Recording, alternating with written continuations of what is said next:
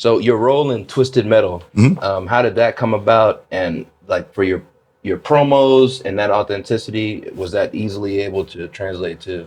So I touched on this a few times, and like I think the biggest thing is, well, first of all, getting the gig was kind of literally just a confluence of just really great circumstances. A good friend of mine who I'd known in LA for years, Carter Swan, and I'd known him back when he was kind of just getting started out in Hollywood and doing this thing, and now he's lead producer at Sony and kicking ass and doing all these shows. And he kind of called me up out of the blue. I just got fired from WWE, and a couple hours later I get this call, and probably been 8 years since we spoke. He's like, "Hey man, what's up? It's Carter." I'm like, "Carter, great to hear from you. What's going on?" He's like, "You doing anything right now?" I said, "Funny, matter of fact, funny you mentioned it. Not a damn thing." To which he came back at me. He goes, "Well, I'm doing a show with I work for Sony Pictures now, and we're doing this show. It's based on the video game Twisted Metal PlayStation. You remember it?" Absolutely, I remember, man. I love it. It came with the system. How could I not remember it? It came in the package, And so he was like, "Cool." He's all excited about it. He goes, "Well, do you know who the clown is?" "Sweet Tooth, absolutely." And did a quick little taped audition, sent it back to him. A couple hours later, they got back to me and they said, "You got the part."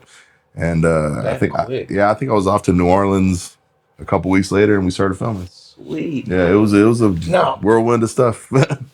As a guy who knows what it's like to get fired and have to fucking grind, in that moment when you got booked and you were given that job, I mean, I know you've been making money for a while. You're a smart guy. You've been taking care of your bread and whatnot, but you're a father, you're a husband, you're a provider. In that moment, because a lot of wrestlers, when they get released, there's that initial feeling of dread, Now, I know you didn't necessarily have a feeling of dread, but when you got that gig, like, how did that feel in terms of just, like, I'm out of a gig, I got a gig, and, like, was there some sort of, I don't know. No, it was wild, man, because, you get released, and, like, I had a greater understanding of the circumstances behind it and all this stuff, which is, that's for another whole other conversation. Sure. But, so it wasn't like, super crazy to me. It was just like, it was like, "Oh, you all really made that move. Okay, cool."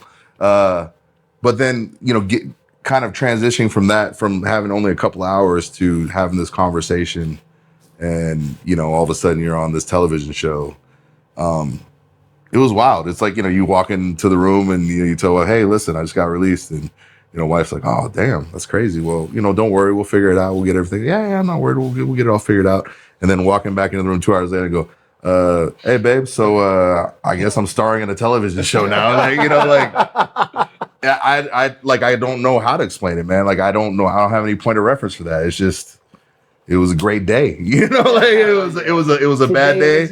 It was a bad day gone right. So yeah, I mean, it was a cool thing. And I just remember just kind of sitting back and looking up at the cosmos and saying, "Hey, I appreciate you," and going from there.